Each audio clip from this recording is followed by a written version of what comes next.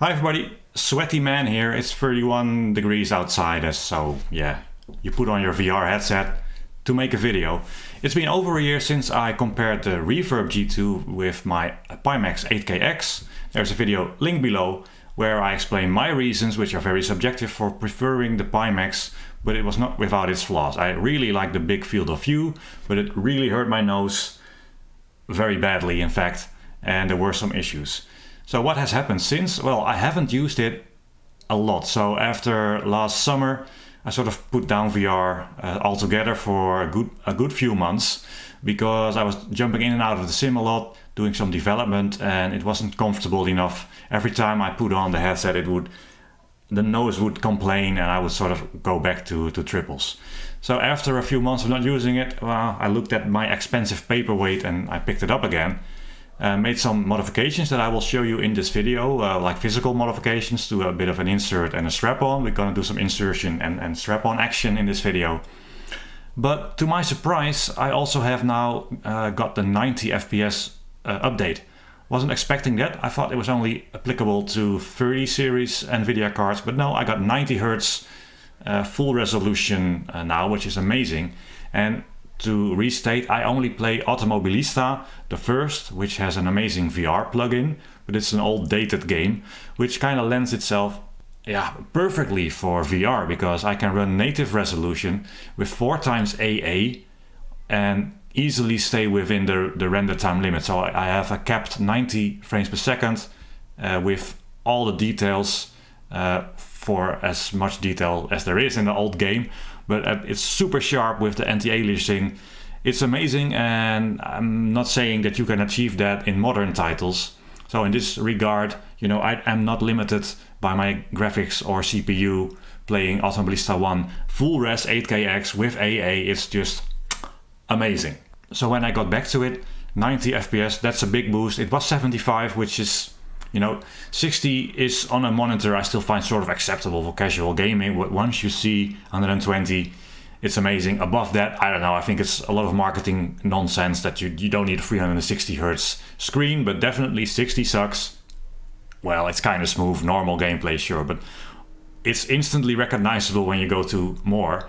And I think the biggest jump, from 60 up is where at first it's huge. So 90 is a huge step forward.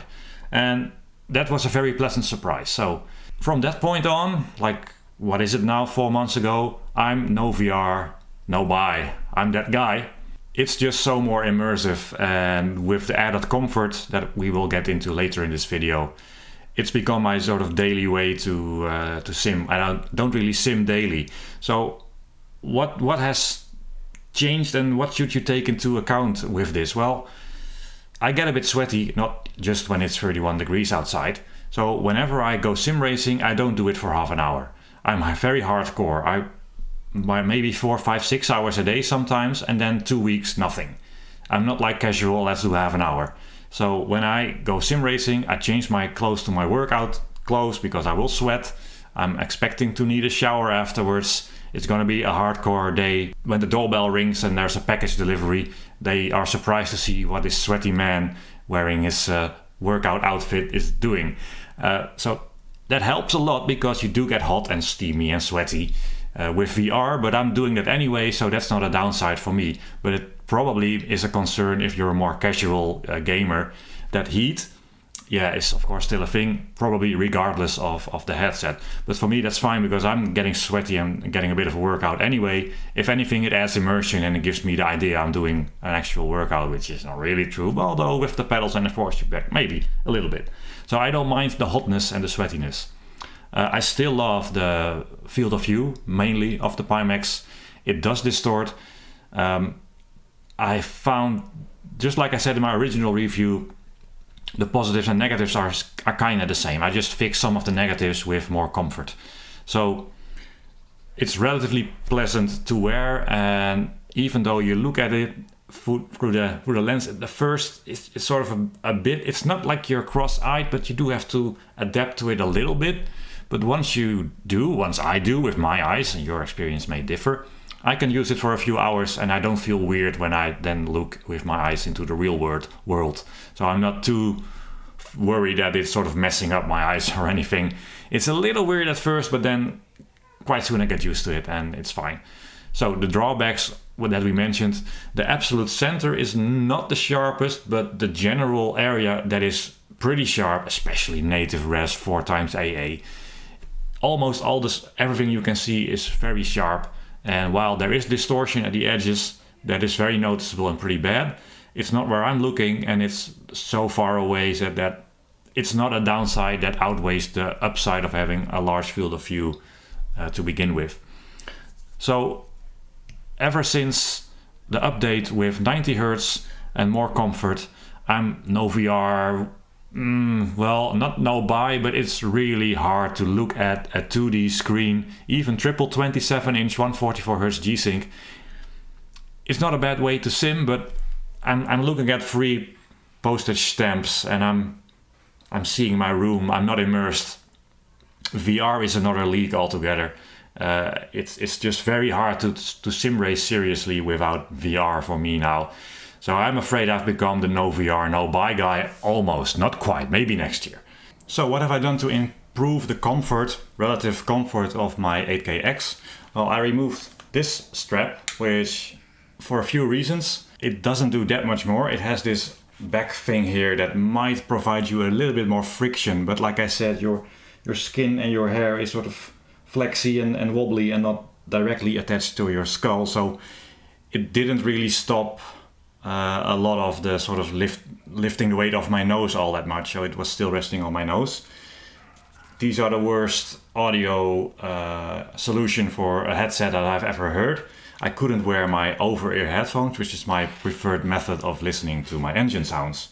So this went, and I went to the strap-on store and I got just a simple strap like this, which was a big help, especially for wearing over-ear headphones.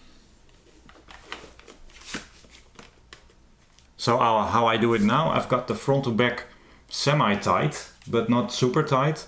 And that little bit of extra friction that we do get, I sort of pull on this a little bit blindfolded, and then it adds just like the final 10% of nose relief, but this top strap doesn't really do more than that.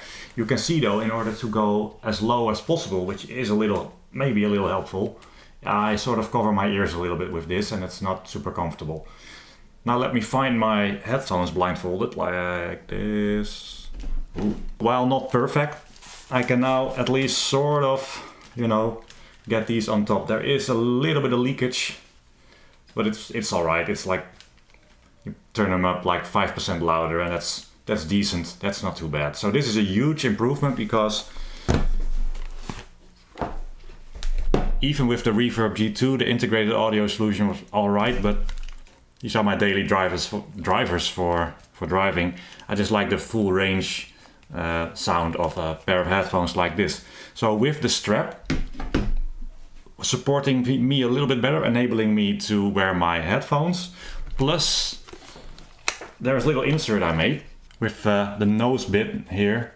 This is where my nose rests, and I got real painful like marks here, because it felt like there was like a sharp corner pressing right there, giving me a blister at some point, because of the internal plastics here inside the headset. So what I did, you can see a bit of foam there. So this is what I cut to size, bit of a trapezoid shape. I got this from, it's actually really expensive. This was part of a graphics card packaging, and well, the price of graphics cards a while ago. This piece alone must be worth 4 million.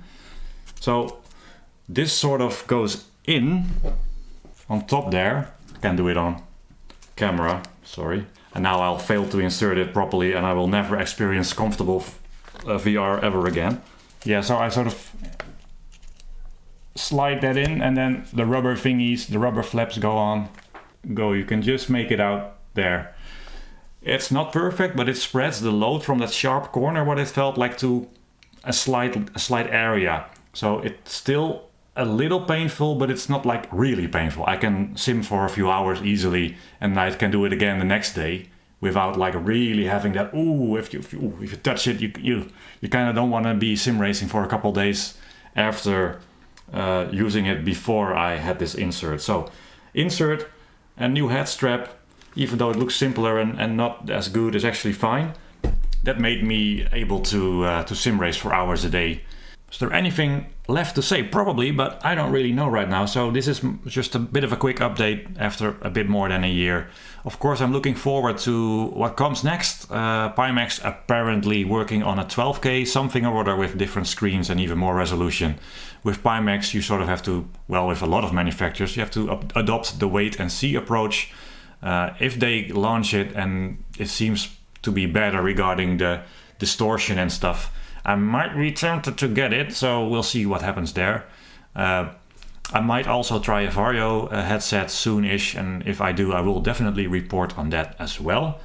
But overall, experience for me has been good. I have had no issues, technical issues with the headset, so I got no flicker or anything, but you do get that sort of Pimax, sort of everybody might have a slightly different quality of life experience with them.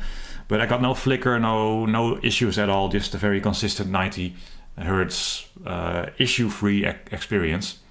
So for me it's been very solid, very good, and I struggle to not use VR.